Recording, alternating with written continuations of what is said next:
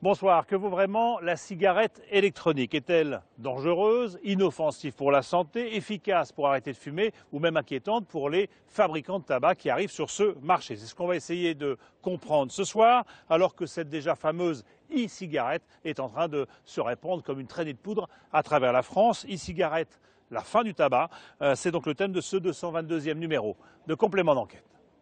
Un kit de cigarette électronique se compose toujours avec 2 batteries et 2 brûleurs. Dedans, vous avez un chargeur USB pour recharger votre batterie sur l'ordinateur. Concrètement, le matin, vous partez avec une batterie pleine, vous partez avec un brûleur rempli à 1,2. Vous avez le paquet.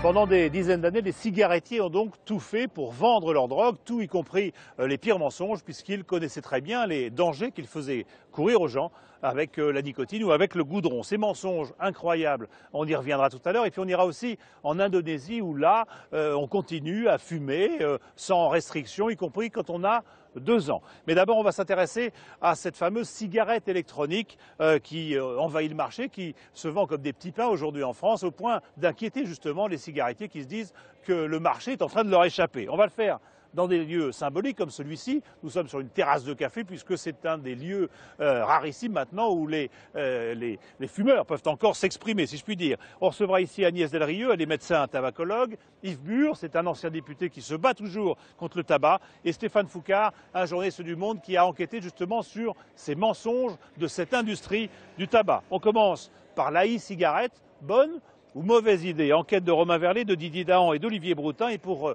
commenter ou réagir, bien sûr, sur Facebook ou Twitter, le mot-clé, c'est d'enquête.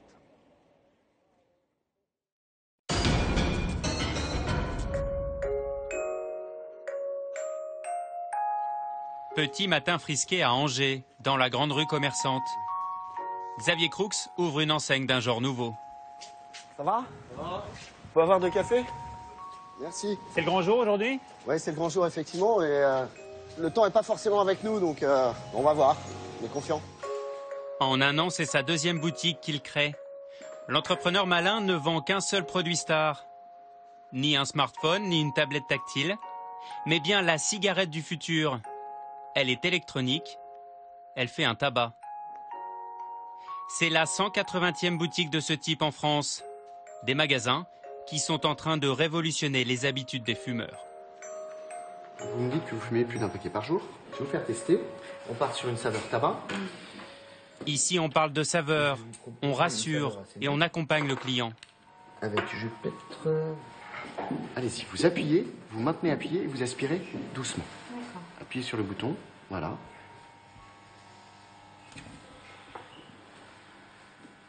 Cette saveur vous plaît? Oui, là je ressens bien comme la cigarette en fait. D'accord. Le discours de Xavier Croux est bien rodé. Ni pharmacien, ni buraliste, le commerçant vend tous les mérites de son gadget high-tech, vendu 70 €. Alors, je vais vous montrer comment se présente un kit. Un kit de cigarette électronique se compose toujours avec 2 batteries et 2 brûleurs. Dedans, vous avez un chargeur USB pour recharger votre batterie sur l'ordinateur. Concrètement, le matin, vous partez avec une batterie pleine, vous partez avec un brûleur rempli à 1,2. Vous avez le paquet. Adieu le paquet de clopes. La e-cigarette transforme du liquide en vapeur. Des petits flacons avec ou sans nicotine que le fumeur va respirer à plein poumon.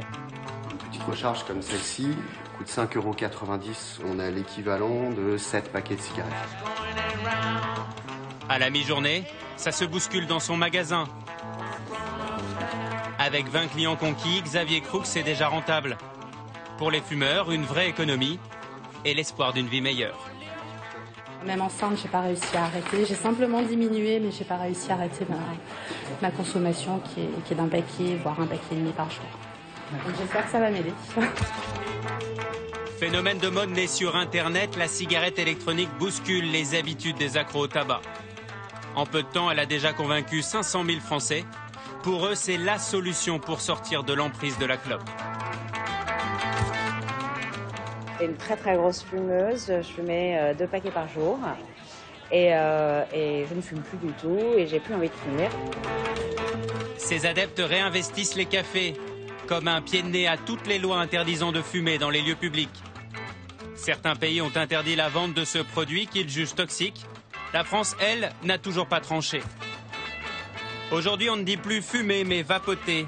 Et les e-fumeurs s'appellent les vapoteurs. Où et comment sont fabriquées ces clopes 2.0 ? Quel risque pour la santé par rapport à une vraie cigarette ? Il y a peu d'études et encore moins de recul sur cette invention made in China.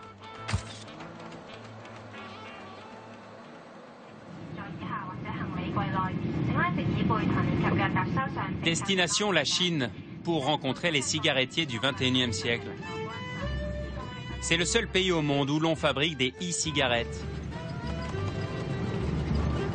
À 2 heures de voiture d'Hong Kong, la ville de Shenzhen, 20 fois la taille de Paris, le poumon de l'industrie chinoise. 200 usines se sont lancées dans la production de ces objets électroniques. Et c'est l'un des leaders qui nous ouvre ses portes. Une première. Hello. Good morning. My name is Roman. Oh, Roman, this is Ray. Ah, nice to meet you, Roman. De Kang, ça veut dire la vertu et la santé en chinois. L'usine de 5 étages était dans l'industrie pharmaceutique. Le groupe s'est totalement reconverti dans le business de la e-cigarette. Le marché augmente de manière folle. Le business de la cigarette électronique a pris son envol à partir de 2008. Et la croissance de notre entreprise a vraiment explosé cette année-là.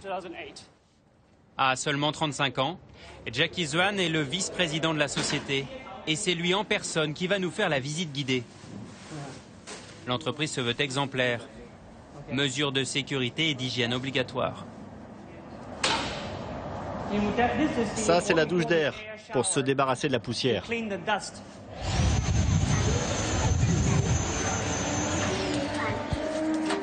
Nous entrons dans le cœur de l'usine, la salle des cuves. Ici, on fabrique la matière première, le précieux liquide utilisé dans les cigarettes électroniques. Une mixture couleur or, pas de goudron, pas d'ammoniac, pas d'arsenic. Pour Jackie Zhuan, c'est un produit presque 100% naturel. Nous utilisons comme ingrédients des extraits naturels de feuilles de tabac, des solvants et des arômes. Voilà, ce sont les 3 composants principaux. Comme solvant, on trouve du propylène glycol et de la glycérine, des composants utilisés couramment dans les sirops, dans les shampoings et aussi dans les boîtes de nuit pour créer de la fumée. Sur l'emballage, pas un idéogramme chinois. Tout est vendu à l'export, aux États-Unis, en Russie. Chaque jour, De Kang produit 7 tonnes de e-liquide pour une 50aine de pays, et l'Europe est le nouvel Eldorado. Nous avons des usines gigantesques et nous avons tous les certificats et surtout l'expérience. Dans très peu de temps, nous allons produire notre e-liquide en Europe pour le marché français. Et j'espère que les consommateurs français et européens seront plus ouverts à notre produit. Nous allons ouvrir une usine en Roumanie. Une usine identique à celle-ci. À l'étage du dessus, 10 chaînes de fabrication produisent 70 000 cigarettes électroniques par jour. Ni robot, ni rat de laboratoire, tous les produits sont faits main et testés à la bouche, l'un après l'autre, par les ouvriers vapoteurs.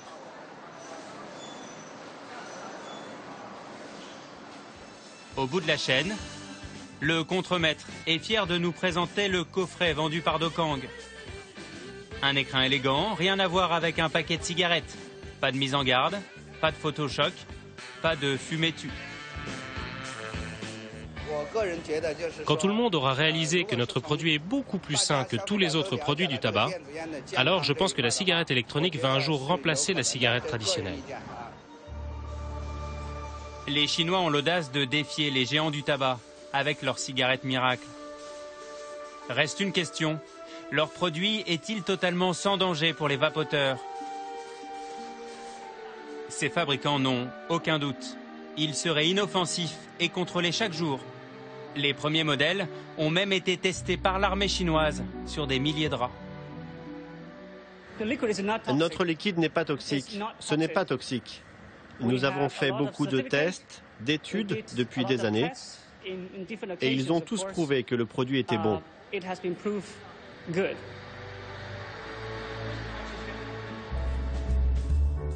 Ce produit révolutionnaire est sorti de la tête d'un modeste pharmacien pékinois.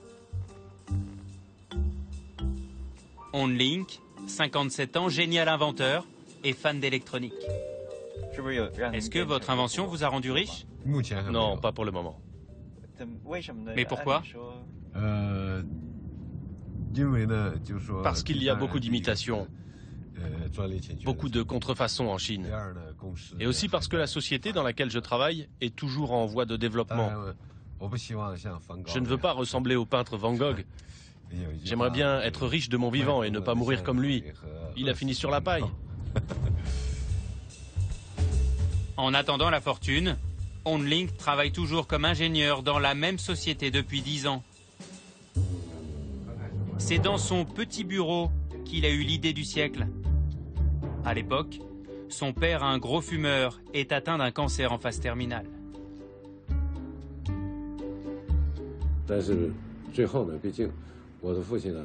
À l'hôpital, mon papa n'avait bien sûr pas le droit de fumer pendant sa chimiothérapie. À ce moment-là, j'ai sorti mon prototype et mon père a pu tester la toute première cigarette électronique. Mais c'était trop tard pour lui. Si j'avais inventé ce produit un peu plus tôt, peut-être que mon père ne serait pas mort d'un cancer du poumon.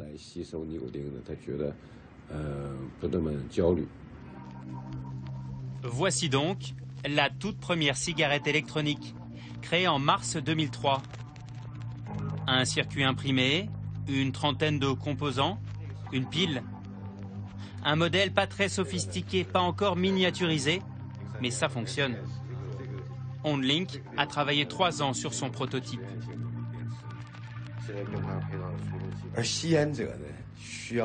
Quand un fumeur fume, il a besoin d'un pic d'excitation dans le cerveau.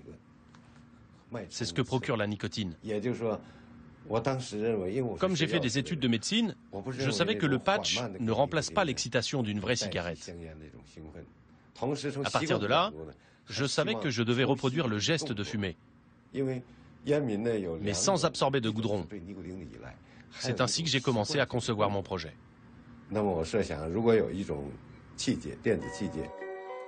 Le visionnaire chinois a inventé le produit qu'aucun laboratoire pharmaceutique n'a jamais réussi à sortir. Il l'a même breveté sur 15 pages pour tenter de se protéger des contrefaçons. Philip Morris a voulu lui racheter, mais OnLink a refusé, peur que le géant américain étouffe son invention. Aujourd'hui, le professeur Tournesol ne jure que par le high-tech. D'ailleurs, il ne s'est pas arrêté là. Ceci n'est pas une pipe, mais sa dernière trouvaille.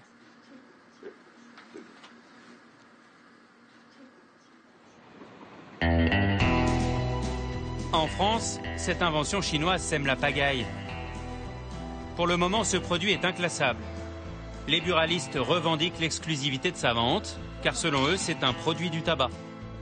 Il ne s'agirait pas de perdre des clients fumeurs.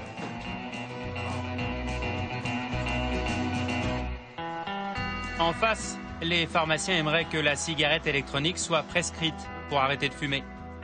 Malgré l'interdiction par la loi, le produit est vendu dans certaines officines.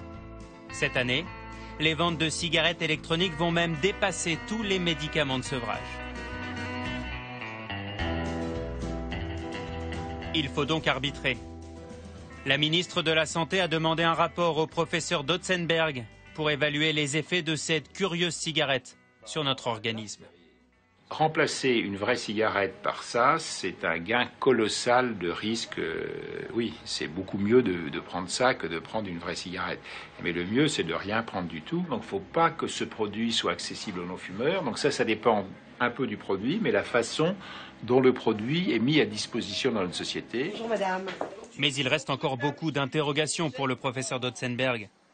Personne aujourd'hui ne connaît les effets à long terme de cette drôle de vapeur. Dans son service, le pneumologue observe les réactions des patients qui se plaignent d'une nouvelle forme de tabagisme passif. Il n'y a pas d'effet toxique massif, mais il est tout à fait possible qu'il y ait une sensibilité différente d'une personne à l'autre. Donc quand vous tirez sur une cigarette électronique, il y a quelqu'un à côté de vous, on peut retrouver dans les urines de la personne les traces qu'elle a aussi respiré un peu de la vapeur et de la fumée que vous avez émise. Il semble perplexe, le professeur Dotzenberg. Pas d'études référentes sur le sujet, peu de recul. On ne sait même pas quand le gouvernement français compte légiférer.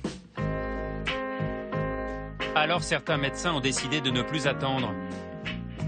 À l'hôpital de Périgueux, le docteur Granger lutte contre les ravages du tabac depuis 35 ans. Aujourd'hui, le pneumologue a une bonne nouvelle à annoncer. Les radiographies sont correctes, c'est-à-dire qu'il n'y a aucune image. Pour l'instant, les résultats sont parfaits. Pas de rechute à craindre. Après la découverte de son cancer, Maryse a subi une ablation du poumon. Ici, comme la majorité des fumeurs, la plus grosse difficulté pour elle a été de dire non à la cigarette. Elle a alors suivi le conseil de son médecin. Et un jour, il m'a suggéré d'essayer la cigarette électronique. Voilà, j'avais quelques réticences, mais c'est vrai que cela m'a permis quand même d'arrêter de fumer.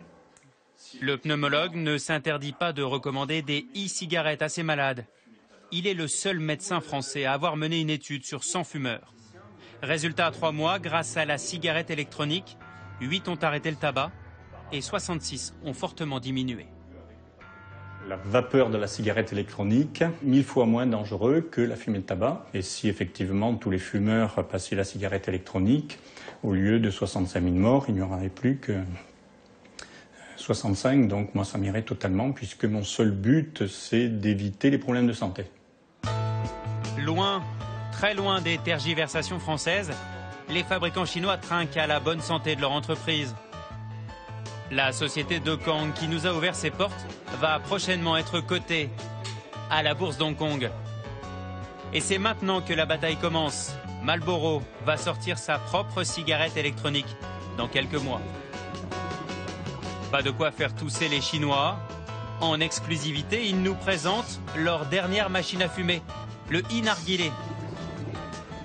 Dieu n'est plus un fumeur de Havane, mais de chicha électronique.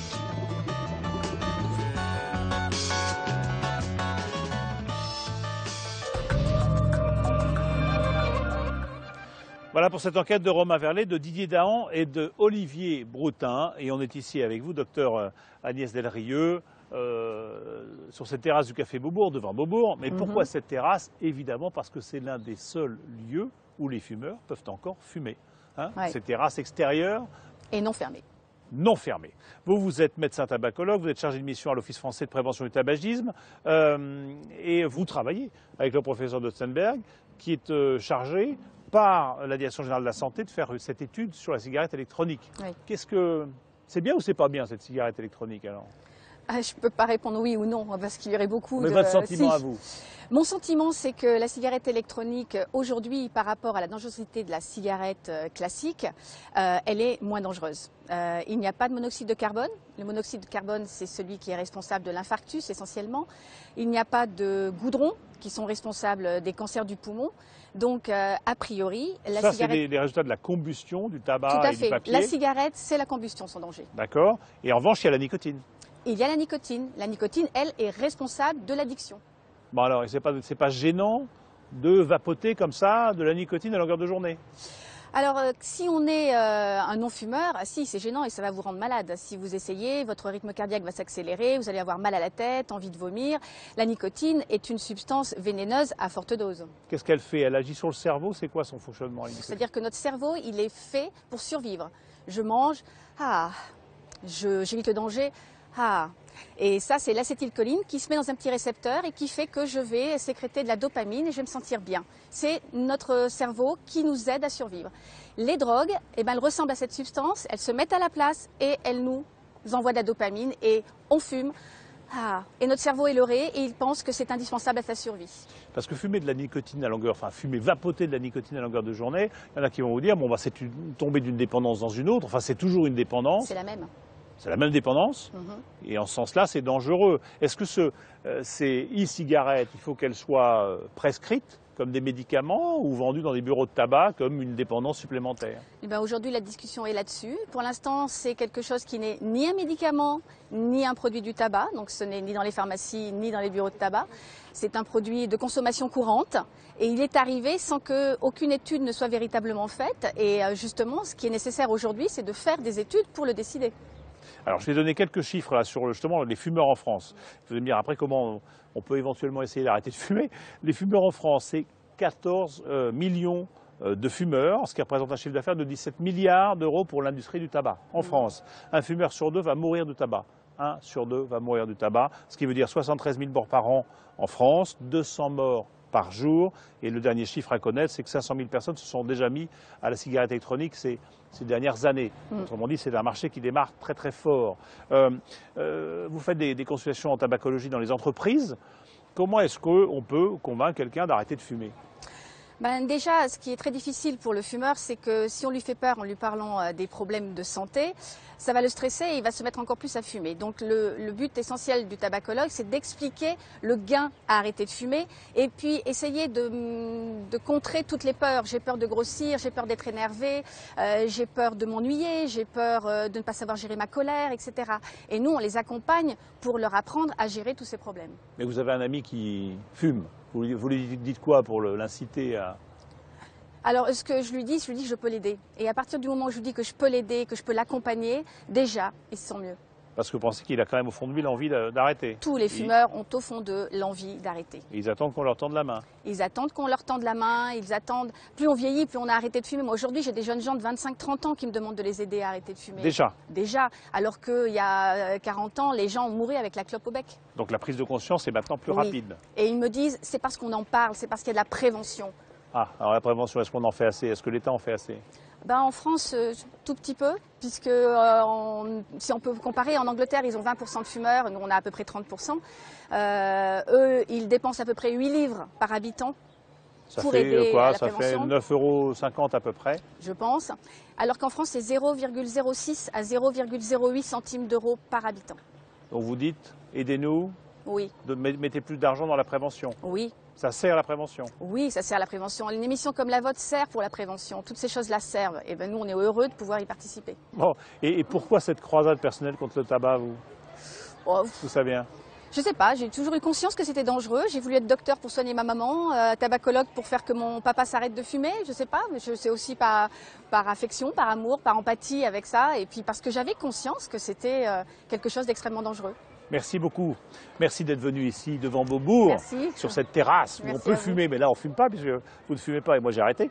Et on va continuer, on va aller voir quand même qu'il y a des endroits où on fume beaucoup et on fume encore énormément et où l'industrie du tabac, je dirais, a la bride sur le cou et arrive à tout faire et à tout faire croire, y compris que le tabac est bon pour la santé. C'est un reportage de Romain Boutilly, Philippe Maire et Alexis Guillot. Nous sommes en Indonésie et vous allez voir, c'est incroyable. Là-bas, on se sert du tabac pour soigner et on considère que fumer à 2 ans, ma foi, c'est pas si grave.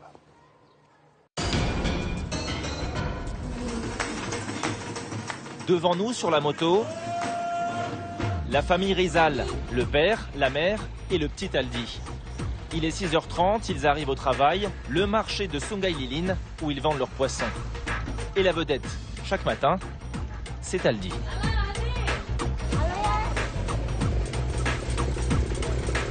Sur le marché, il est devenu la mascotte. Il faut dire qu'avec sa démarche assurée de petit homme, il ne passe pas inaperçu.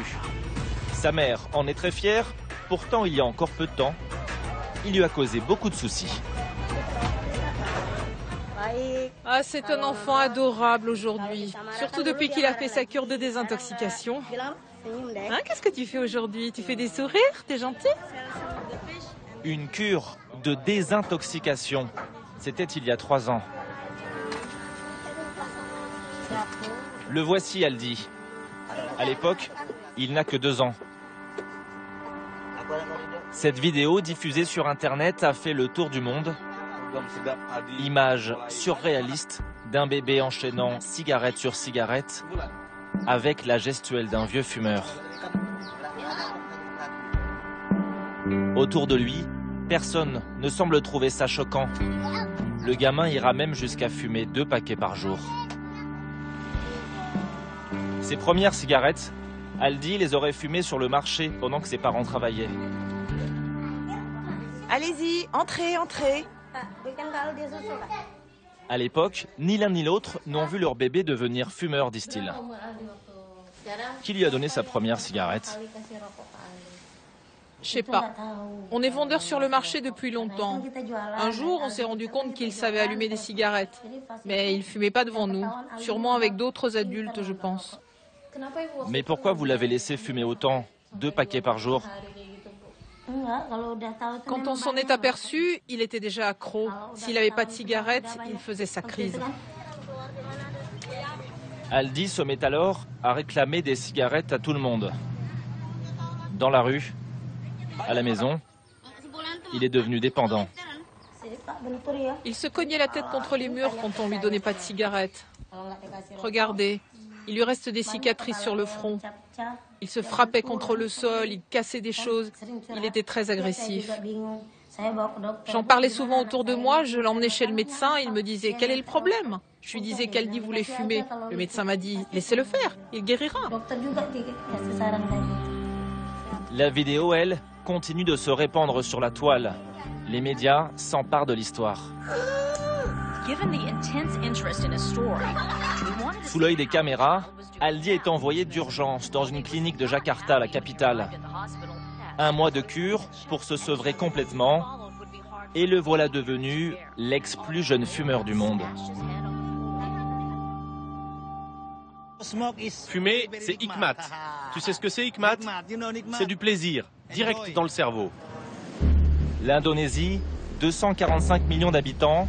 Ici, 2 hommes sur 3 vivent la cigarette vissée à la bouche, avec une devise. Pour passer une bonne journée, 2 paquets de clopes, une allumette. Quand je fume pas, j'ai la gorge toute sèche, toute sèche.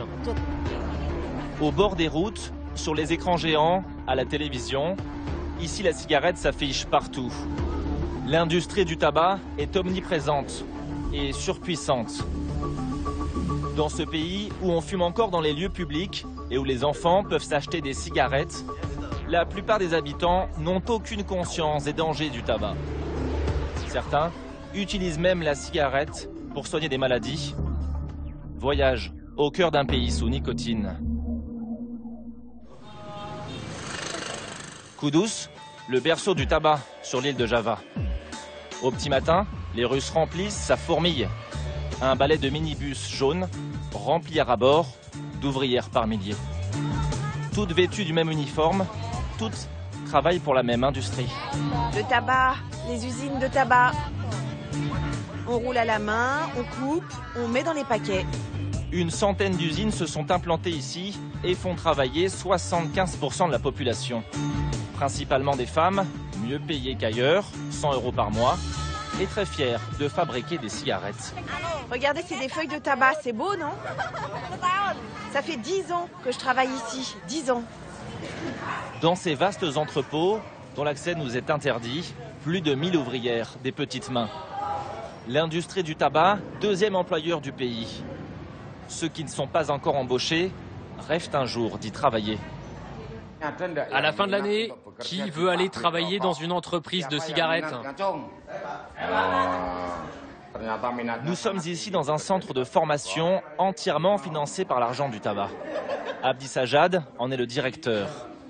Il forme les futurs salariés des manufactures de tabac, mais pas seulement. Mécanique, couture et même coiffure. Le tabac finance tout. T'as fait ton soin? Ça se passe bien? Ça te va bien, dis donc. Le directeur reçoit chaque année 700 000 € pour les ateliers tout équipés. Ah oui, tout ça c'est gratuit. Il y a le matériel, le transport est aussi payé. Tout est pris en charge sans qu'on vous demande rien en retour. Après, ils pourront travailler. Alors difficile de trouver quelqu'un pour dire du mal de cette industrie aussi bienveillante. On est tous dépendants du tabac. C'est impossible de ne pas aimer l'industrie du tabac. Sans eux, on ne pourrait pas avoir tout ça. C'est eux qui donnent l'argent. Et c'est la même chose dans l'université à côté. Bourse pour les étudiants, réfection de bâtiments.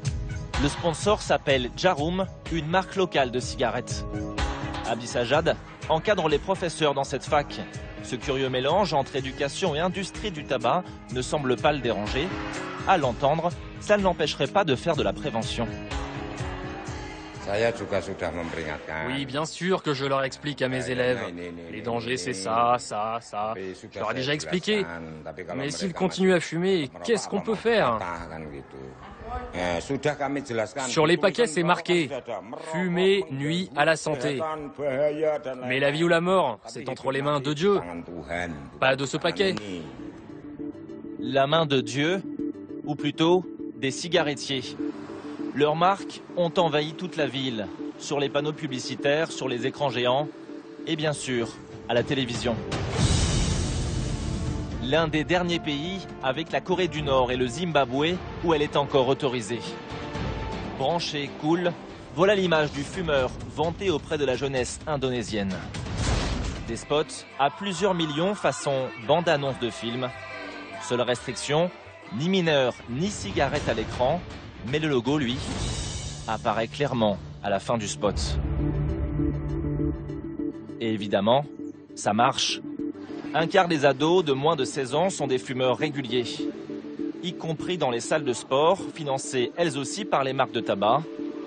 À peine sortis du terrain, ils fument déjà à plein poumon. Pourquoi tu fumes ? Moi, je fume parce que c'est devenu une habitude.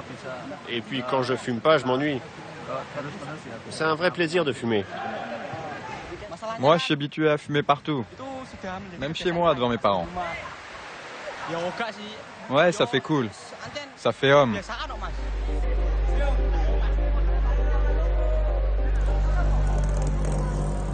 Dans ce pays, les militants anti-tabac ne sont pas légion.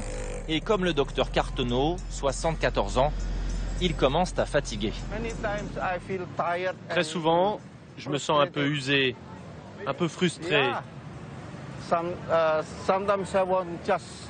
J'ai même envie de laisser tomber.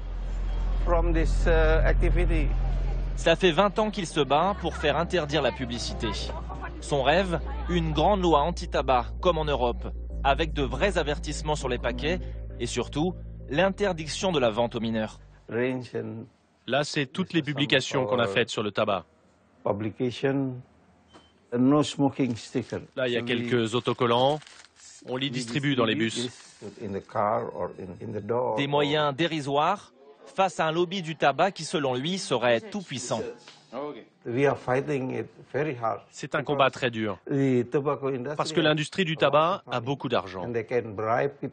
Ils peuvent donner des pots de vin aux membres du gouvernement, au Parlement. C'est ça le problème en Indonésie. Le tabac, une puissance qui s'affiche. Au centre de Jakarta, trônent les deux tours du siège de Sampurna, filiale locale de Philip Morris. Mi-gratte-ciel, mi-palace, pour une entreprise qui pèse 33 milliards de dollars. Comme à son habitude, l'industrie du tabac refuse de parler avec la presse. Un seul fabricant accepte de nous recevoir. Un indépendant, Monsieur Peter. Il produit 1 million de cigarettes par mois, des cigarettes au clou de girofle, celles que tout le monde fume ici. Qu'est-ce que c'est ça ? Là, on mélange les feuilles de tabac avant de les rouler.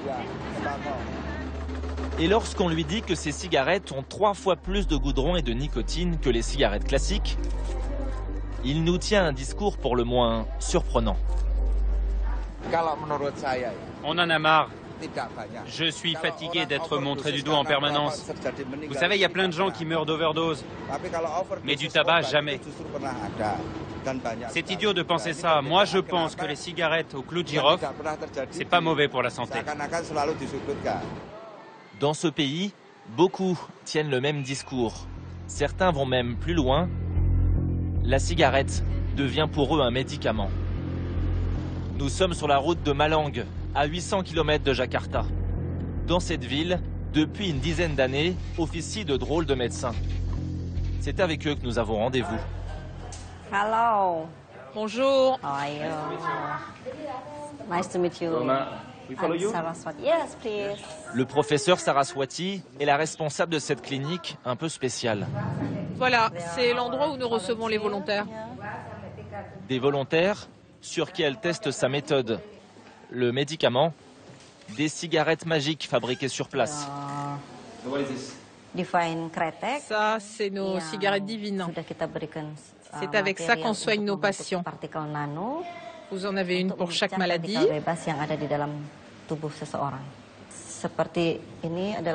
Celle-là, par exemple, c'est pour le cancer.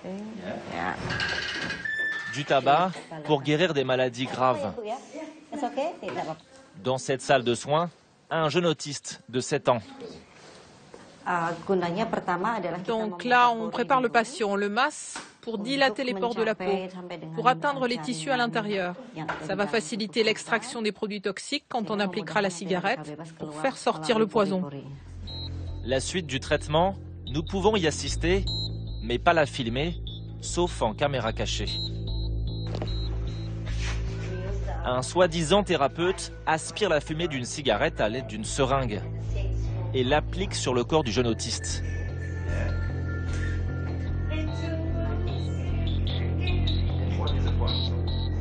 Les points noirs sur le corps du jeune garçon, ce sont les marques laissées par la nicotine.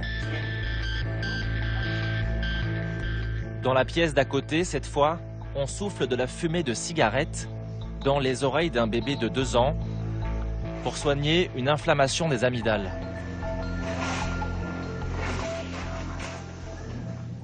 Dans la première salle, l'opération est terminée. Le jeune autiste récupère, emballé dans de l'aluminium. Sa mère est à ses côtés. Au début, j'étais quand même assez inquiète par rapport au tabac, la nicotine.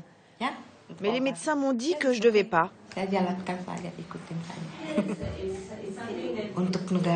Je sais que vous, dans votre pays, vous devez nous prendre pour des fous. Mais bon, ça marche. Je vois des progrès. Il est plus calme. Le tabac qui guérit, le tabac qui tue. À l'hôpital de Persabatam de Jakarta, c'est une autre réalité qu'on nous présente. Regardez. Voilà le cœur, la rate, le poumon gauche, le poumon droit. Et vous voyez là, il y a quelque chose. On était à 500 cancers par an avant 2005. Maintenant, on est à 800 ou 1000 parfois. 2 fois plus de cancers en 7 ans. Une hécatombe pour le chef du service pneumologie. Ces derniers temps, il voit défiler les malades du cancer, jusqu'à 4 par jour, de plus en plus jeunes. Comme Agoun, 48 ans, qui vient d'apprendre qu'il avait un cancer très avancé au poumon. Qu'est-ce que vous ressentez? J'ai du mal à respirer. Ça fait combien de temps là? Bientôt 3 semaines. Vous vous sentez compressé quoi? Oui. Tenez, mettez ça. Ça va aller mieux. Pendant 30 ans, Agoun a fumé 2 paquets par jour. Vous étiez au courant des dangers du tabac? Ah oui. Tant que j'étais pas malade, je continuais à fumer. Lui aussi est très inquiet. Le docteur Cartono, notre militant anti-tabac. Il vient régulièrement constater l'étendue des dégâts. Et pour lui, il est déjà trop tard. C'est une bombe à retardement. Bientôt, c'est l'État et la sécurité sociale qui vont prendre en charge toutes ces dépenses. Ça va devenir un fardeau trop lourd. D'autant plus lourd que le nombre de fumeurs n'arrête pas d'augmenter. 500 000 Indonésiens meurent à cause du tabac chaque année. D'ici 20 ans, ce chiffre sera multiplié par 4.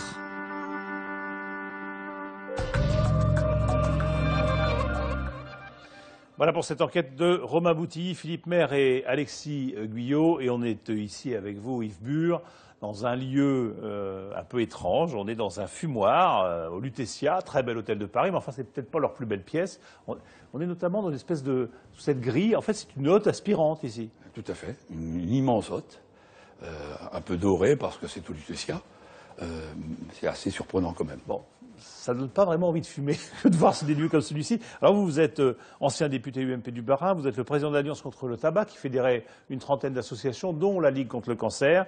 Et puis, c'est un petit peu à vous qu'on doit l'interdiction de fumer dans les lieux publics, interdiction radicale. C'est vous qui en avez fait la proposition en 2005, donc c'est à vous qu'on doit des lieux comme celui-ci. Comment vous réagissez en voyant ce sujet-là en Indonésie, avec ce môme de 2 ans qui fume, avec cette façon de soigner le cancer par la fumée du tabac? C'est la mainmise de l'industrie sur un pays tout complet. C'est le fait que les pays maintenant en voie de développement sont la proie de ces grandes compagnies. Ici, nous essayons de nous en sortir. Là-bas, ils sont encore en plein dedans. Vous vous rendez compte, 2 millions de morts prévus dans les prochaines années en Indonésie. Ils sont ce qu'on a connu il y a 20-30 ans. Il y a 20 ou 30 ans, voilà, c'est ça. Alors, je disais que la consommation de tabac avait légèrement baissé au premier trimestre 2013, puisqu'on en est à moins 2,5 en valeur, moins 8% en volume. Mais je vais rappeler quelques chiffres sur le tabac dans le monde, quand même, qui convient d'avoir toujours en tête. Le tabac, c'est donc 1,2 milliard de fumeurs dans le monde, c'est 6 millions de morts par an, cancer, maladies cardiaques, vasculaires, etc., et pulmonaires. Et puis, c'est la seule industrie qui tue la moitié de ses consommateurs, quand même. C'est une performance. Mais cette légère baisse en France, est-ce que ça veut dire qu'on commence à s'en sortir du tabac? Pas du tout. Je crois qu'il y a une accumulation du fait des hausses successives. Mais on voit bien que la baisse est légère. Le nombre de cigarettes fumées peut baisser. On fume un peu moins. Mais le nombre de fumeurs en France a plutôt tendance ces dernières années à augmenter de nouveau. Ils sont à plus de 30 et je crois que c'est un des rares pays où le nombre de fumeurs augmente à nouveau. Les jeunes et les femmes. Les jeunes et les femmes. 1/4 des femmes fument. 1/4 des femmes enceintes continuent à fumer pendant la grossesse. 1/3 des jeunes de 17 ans se mettent à fumer. C'est 73 000 morts en France chaque année. 200 par jour. C'est 200 morts par jour. C'est l'équivalent d'un Airbus A321 qui se cracherait chaque jour. Est-ce qu'on laisserait encore voler un Airbus? Je ne crois pas. Et qu'est-ce qu'on fait? Est-ce qu'on interdit complètement? Non, je ne crois pas qu'on puisse interdire parce que, comme dit, nous sommes dans un monde ouvert. Si on était une île, même en Grande-Bretagne, ils ne l'ont pas fait. Je crois qu'il faut avoir une politique beaucoup plus volontariste et qui s'inscrive dans la durée. Et le plan, c'est quoi? C'est d'augmenter les prix? Il faut augmenter les prix de manière, je dirais, forte. Disons pas au minimum de 10%, mais il faut aussi surtout aider les fumeurs à s'arrêter de fumer. Aujourd'hui, qui sait ce que la sécurité sociale contribue pour faciliter l'arrêt du tabac? Je crois qu'il faut simplement dire que l'assurance maladie doit rembourser à 100% tout accompagnement de produits pour arrêter de fumer. Aujourd'hui, on sait qu'un fumeur qui est accompagné par un professionnel de santé a 80% de plus de chances de s'arrêter que s'il le fait tout seul. Donc, quelque part, il faut enclencher une véritable politique de santé publique. Bon, est-ce qu'il n'y a pas aussi une espèce de... On dénonce toujours cette schizophrénie de l'État, qui à la fois dit « c'est pas bien, fumez-tu », etc., et puis en même temps récupère beaucoup d'argent sur notre consommation de tabac. Je ne sais pas quel est le bilan entre ce que ça coûte et ce que ça rapporte. Est-ce que l'État est gagnant à notre consommation de tabac? Nous sommes perdants. Nous sommes collectivement perdants. L'État encaisse à peu près 11 à 12 milliards de taxes plus la TVA. Mais au niveau de l'assurance maladie, on sait que le tabac coûte au moins 18 milliards d'euros. En maladie, etc. En maladie. Même si on meurt plutôt, c'est cynique. Naturellement. Coûte en soins 18 milliards d'euros. C'est-à-dire que chacun d'entre nous paye à travers la CSG une solidarité envers les fumeurs de l'ordre de 6 à 7 milliards d'euros. Si on y rajoute les dégâts sociaux, parce qu'il y a des familles dans la détresse, il y a de la misère qui s'installe. Quand il y a un décès par cancer relativement jeune, le coût social, c'est plus de 40 milliards. Donc c'est énorme. Sortir du tabac est un bénéfice pour une société. Et qu'est-ce qui a fait que vous êtes parti dans une croisade comme ça contre le tabac? Écoutez, je pense que paradoxalement, c'est le lobbying des industries qui m'a provoqué quand j'étais parlementaire. Et alors là, je me suis rebiffé, je me suis dit, bon, ceux-là, on va plus les laisser faire ce qu'ils veulent. Bon, ils avaient déclenché la tempête bure. Bon, merci beaucoup. Eh ben, on va parler justement de ce lobbying et on va parler de ces mensonges parce que vous êtes bien placé évidemment pour le savoir, mais ça fait pas si longtemps en fait que l'industrie du tabac a admis qu'elle avait menti et qu'elle nous faisait fumer des choses dont elle savait très bien qu'elles étaient très mauvaises pour la santé à cause de la nicotine, à cause du goudron, etc. Mais pendant des années, les cigarettiers ont estimé, ont dit et déclaré que ça n'était pas dangereux. Ils l'ont admis en 98 dans un procès, ils ont payé, mais on va voir que ça continue aux États-Unis avec ce reportage d'Olivier Sibyl, de Raphaël Duroncel et de Michael Bozo. On va voir que maintenant, ce sont les citoyens américains, les uns après les autres, qui attaquent l'industrie du tabac. Sous le soleil de Floride, Stella Kobala est une retraitée comme les autres. À 80 ans pourtant, cette petite mamie fait trembler les fabricants de tabac. Après 10 ans de procédure, ils ont été condamnés à lui verser 230 000 €, une décision dont ils font appel. Aujourd'hui, la seule addiction de Stella, c'est le chocolat. Je crois que je pourrais tous les manger. Mais pendant 40 ans, Stella a été accro à la cigarette. 2 paquets par jour. J'ai commencé à fumer à 15 ans. C'était glamour. Au cinéma, dans les publicités à la télévision, tout le monde fumait. Et tout le monde avait l'air en bonne santé. Mais vous ne saviez pas que c'était dangereux? Non, absolument pas. Pour nous, c'était pas dangereux. Stella a réchappé de peu à un cancer du poumon. Alors elle a décidé de porter plainte. Elle accuse les fabricants d'avoir volontairement camouflé la vérité sur les dangers du tabac. Je n'ai vraiment pas fait ça pour l'argent. Je voulais juste qu'ils reconnaissent qu'ils étaient responsables. Le procès de Stella a basculé grâce à ces documents. Des archives secrètes, aujourd'hui révélées au grand public. Elles prouvent noir sur blanc que l'industrie du tabac a menti impunément pendant 40 ans. Addiction à la nicotine, risque de cancer du poumon. Depuis un demi-siècle, les fabricants connaissaient parfaitement les dangers de la cigarette. Notre métier est de vendre de la nicotine, une drogue addictive. Mais ils nous ont menti avec un aplomb stupéfiant, comme lors de cette conférence en 83, à la tribune, un des plus hauts dirigeants de Philip Morris. Fumer ne provoque pas de cancer du poumon. Vous, fumeurs qui êtes dans la salle, vous pouvez être rassurés. Vos poumons sont aussi roses et jolis que ceux des non-fumeurs, assis à côté de vous. Ces mensonges, les 7 plus grands fabricants de tabac s'acharnent à les répéter jusque devant le Congrès des États-Unis en 1994. Ils témoignent sous serment. I believe nicotine is not addictive. I believe nicotine is not addictive. I believe that nicotine is not addictive. I believe that nicotine is not addictive. Comment l'industrie du tabac a-t-elle pu nous tromper si longtemps? Comment ces archives secrètes ont-elles vu le jour? Que nous révèlent-elles sur ce qui est sans doute le plus grand mensonge du XXe siècle?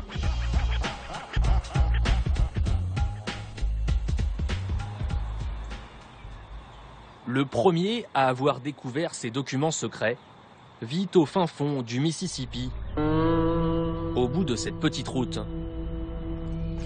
Il s'appelle Merrell Williams. Bonjour, bonjour. Aux États-Unis, tout le monde l'a oublié.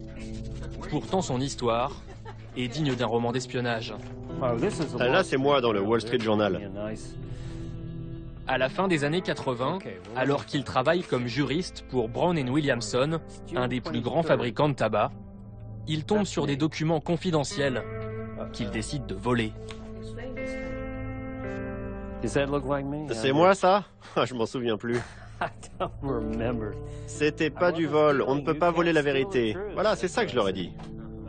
À l'époque, sa méthode est plutôt artisanale. Il utilise une ceinture de sudation, comme celle-ci. Alors, j'allais aux toilettes, et vous voyez, c'est comme un corset. Et je glissais les documents comme ça.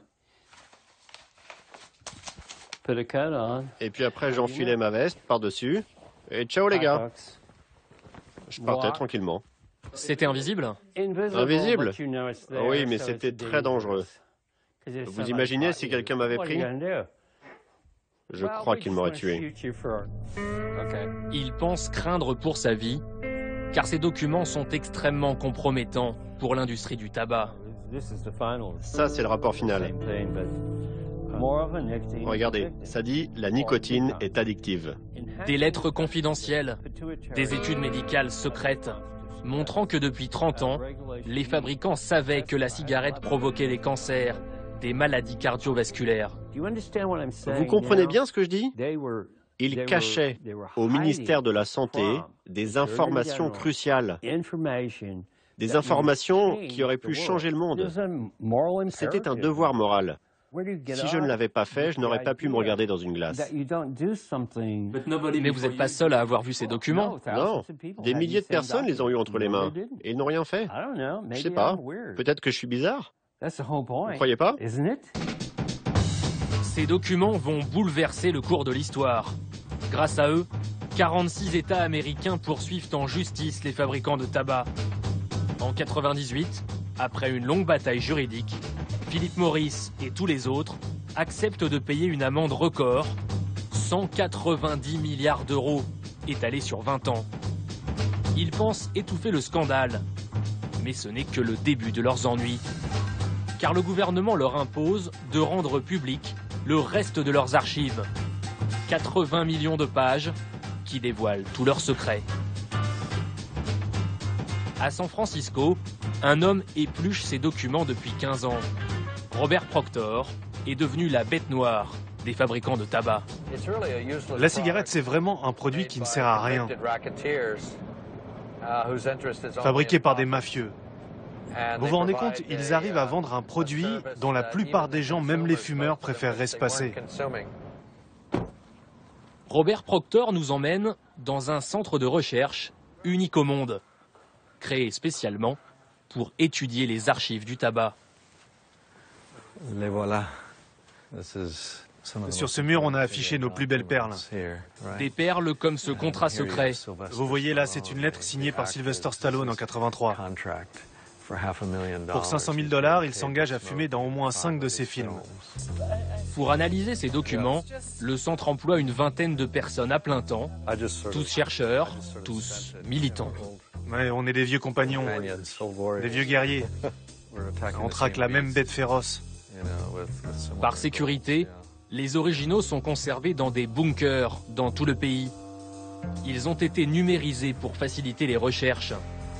Ces millions de pages ont permis à Robert Proctor de mettre à jour les stratégies cachées des industriels, comme lors du lancement de la cigarette light. I can't seem to find a cigarette I can stay with.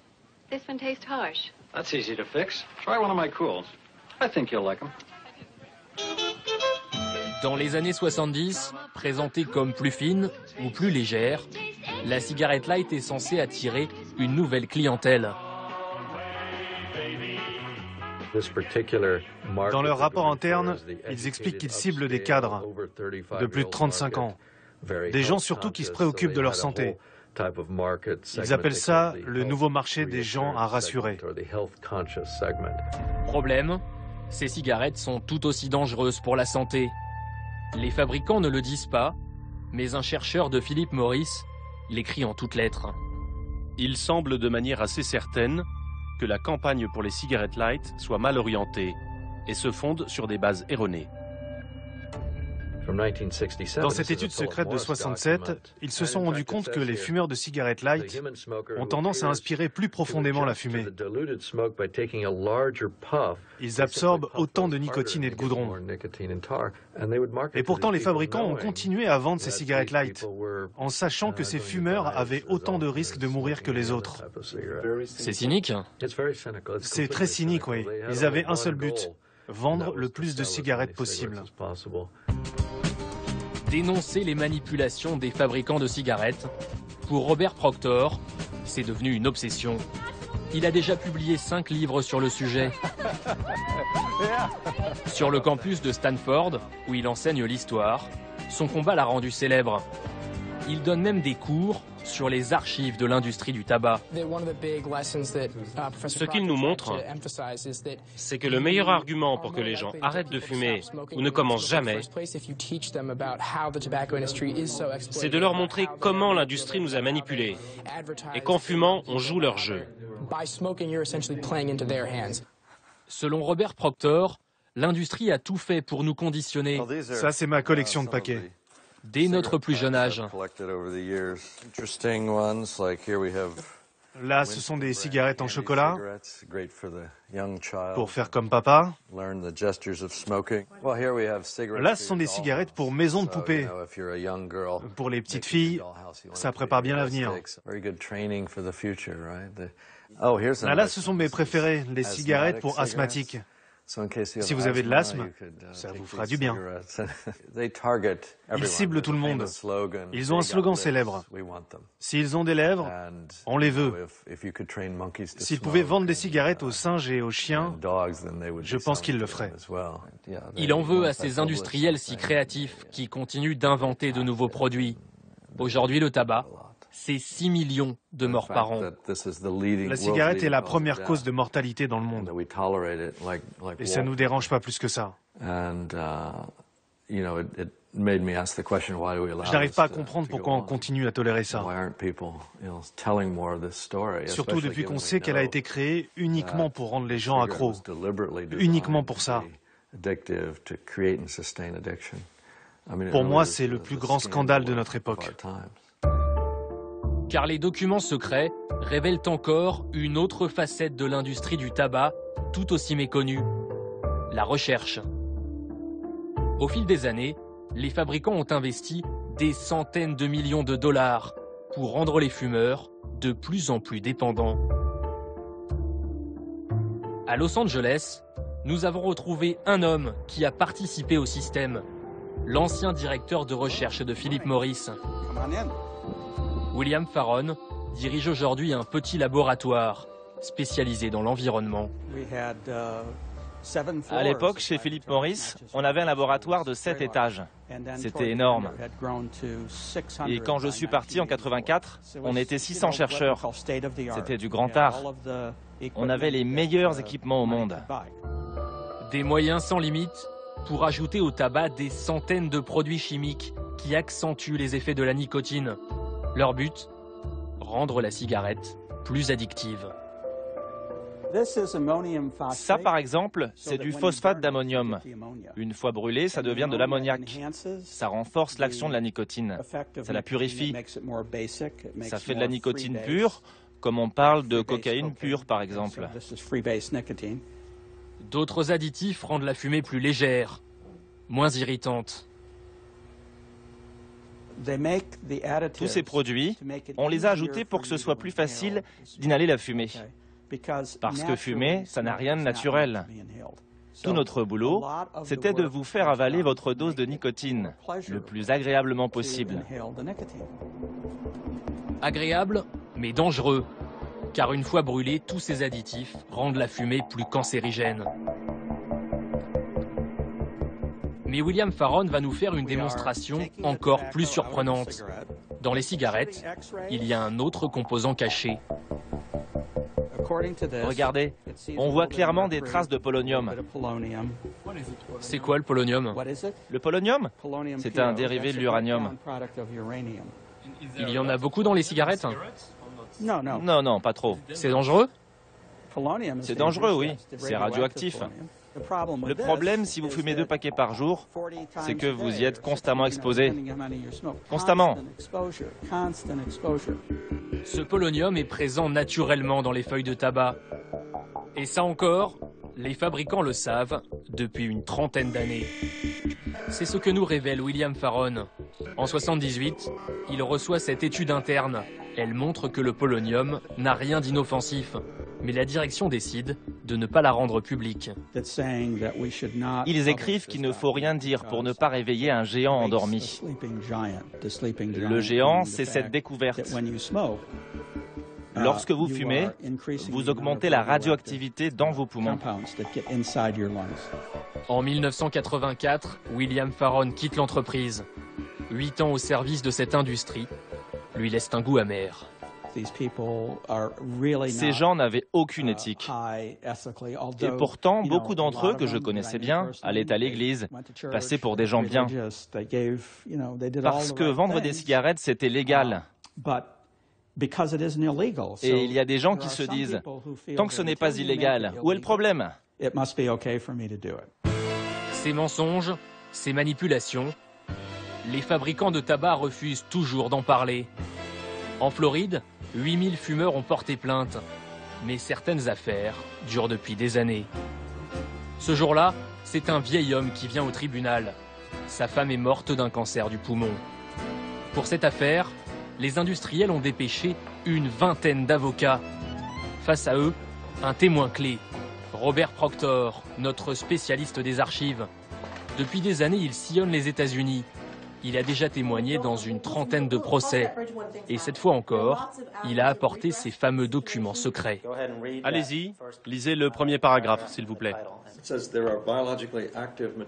Il est écrit « La cigarette contient des composants qui provoquent le cancer ». Est-ce qu'on peut dire que l'industrie du tabac a mis en place une conspiration pour cacher ces informations? Oui. À la sortie, l'industrie du tabac ne fait aucun commentaire. Désolé, je peux rien vous dire.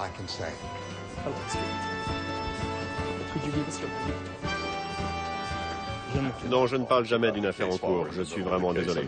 J'adorerais, mais je ne peux pas. Comme lors de chaque audience, les avocats vont jouer la montre, faire traîner les procédures. En Floride, pour l'instant, seuls 77 procès ont pu se dérouler. Et une fois sur 3, l'industrie du tabac a gagné.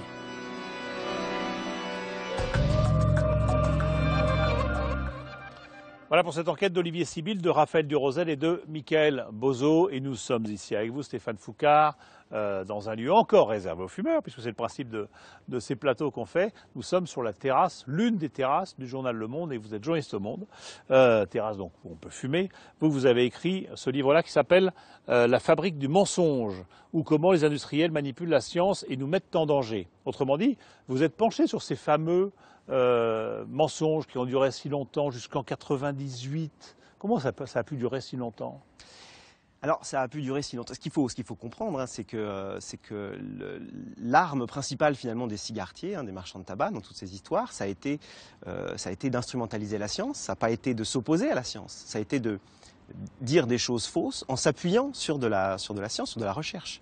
Ils ont réussi à financer de la recherche de distraction, c'est-à-dire par exemple de la recherche qui documentait les effets délétères de tout ce qui n'était pas le tabac et qui provoquait des maladies qui ressemblent à celles provoquées par le tabac. C'est qu'on finance des chercheurs, on l'a vu dans le reportage, on organise même des labos de recherche assez conséquents, avec beaucoup de moyens, mais pour chercher autre chose. Voilà, exactement. Et on finance des laboratoires même publics ou académiques, universitaires, des laboratoires qui ne sont pas des laboratoires industriels. C'est ça la beauté, la force finalement de ce qui s'est passé, c'est que c'était des chercheurs de grandes universités, d'organismes de recherche publics qui étaient financés par l'argent du tabac et qui n'avaient de cesse de trouver tout ce qui pouvait causer un cancer du poumon, une maladie cardiovasculaire et qui n'était pas lié à la consommation de cigarettes. Histoire de détourner l'attention, si je puis dire. Voilà, c'est de la distraction, c'est de la recherche de distraction. D'accord, ça s'est fait aux États-Unis, ça s'est fait partout dans le monde, y compris en France? Absolument. Des chercheurs français ont travaillé, consciemment ou pas? Absolument.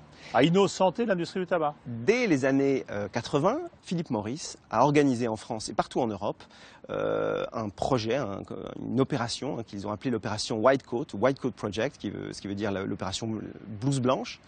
Et un petit noyau de scientifiques a été constitué en France, une dizaine de scientifiques, pas plus, et qui a eu pour mission, qui était secrètement payé, c'est-à-dire qu'ils ne déclaraient pas leur lien d'intérêt avec Philip Morris, et qui a eu pour mission, pendant des années, d'infiltrer la communauté scientifique et d'instrumentaliser en quelque sorte la recherche par exemple, pour prendre un exemple très concret, d'organiser des cycles de conférences sur la qualité de l'air intérieur, en faisant parler des scientifiques qui cherchaient sur tout ce sur les autres dangers, exactement, voilà. Autres que le tabac. Exactement. Parler, je sais pas quoi, des acariens, de ce qu'on veut, voilà, de la poussière, surtout pas le tabac. Du formaldéhyde, de tout ce qu'on veut, sauf du tabac. Donc ils trahissaient en conscience et pour récupérer un petit peu d'argent au passage, j'imagine. Voilà. Et bon, il y en a eu beaucoup, il y en a eu en France aussi. Est-ce que ça continue? Est-ce que ça continue?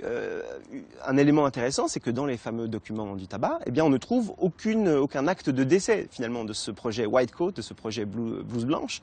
Et donc on ne sait pas si ça s'est arrêté ou pas. Ce qu'on sait, en revanche, de manière extrêmement claire, c'est qu'aujourd'hui, il y a des scientifiques, parfois des grands scientifiques, des gens qui sont galonnés, qui sont directeurs de recherche à l'INSERM, qui ont travaillé au Collège de France, des gens qui ont fondé la tabacologie française, des gens qui sont pneumologues et qui sont très courtisés par les médias aujourd'hui, et qui vous disent le tabagisme passif n'est pas un problème, qui vous disent la nicotine n'est pas addictive, et qui vous disent, par exemple, les substituts au tabac, les patchs, les gommes à mâcher, etc., qui aident les gens à s'arrêter de fumer, eh bien ça n'est pas efficace, ça ne sert à rien. Mais maintenant on sait. On sait quand même que c'est mortel, le tabac.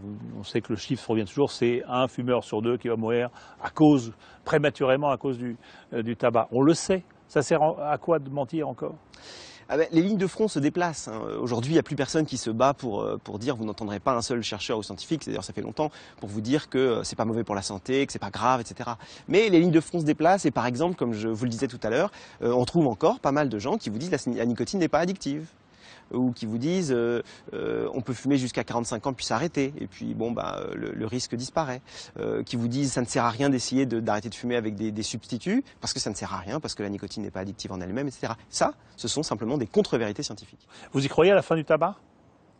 La fin du tabac, je crois que, en tout cas Robert Proctor, là, qui a été interrogé dans votre sujet précédent, a cette théorie qui est que le premier pays qui interdira définitivement la consommation de tabac est la Chine, parce que c'est un pays autoritaire, et puis c'est un pays qui est géré par des gens qui ont une formation un petit peu d'ingénieurs, de scientifiques, et qui se rendent bien compte de la parfaite inutilité et des dégâts provoqués par le tabac, dégâts qui sont aussi des dégâts économiques, tout simplement. La Chine, dont on a suffisamment dit qu'elle était l'un des plus grands pollueurs du monde, après les États-Unis, et on se rend compte que c'est de là-bas que vient cette solution, entre guillemets, si c'en est une, qui est la cigarette électronique. Merci beaucoup, merci Stéphane Foucard. Je rappelle votre livre, ça s'appelle donc La fabrique du mensonge, ou comment les industriels manipulent la science et nous mettent en danger sur ces mensonges qui ont duré aussi longtemps. Voilà, merci de nous avoir répondu, merci. À tous ceux qui nous ont accueillis, que ce soit le fumoir de l'hôtel Lutetia, la terrasse du Café Beaubourg et bien sûr cette terrasse ici au Monde, l'une de ces terrasses où fumer est toléré. Merci à tous ceux qui m'ont aidé à préparer cette émission, que ce soit Michel Fine, Thomas Auro, Joël Bruandé à la rédaction en chef,